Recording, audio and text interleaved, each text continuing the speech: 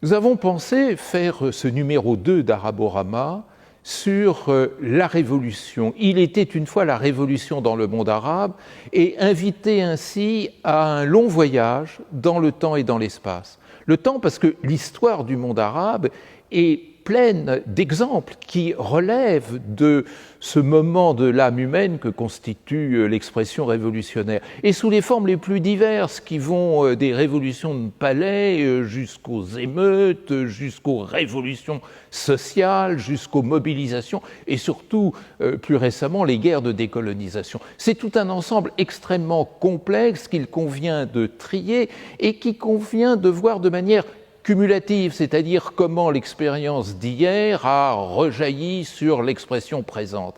Et en même temps, ceci nous amène à un voyage dans l'espace, parce que le monde arabe, à travers cette expérience révolutionnaire, a profondément marqué le reste du monde. Nous avons toujours tendance, vu d'Occident, à considérer que nous avons tout inventé et tout diffusé.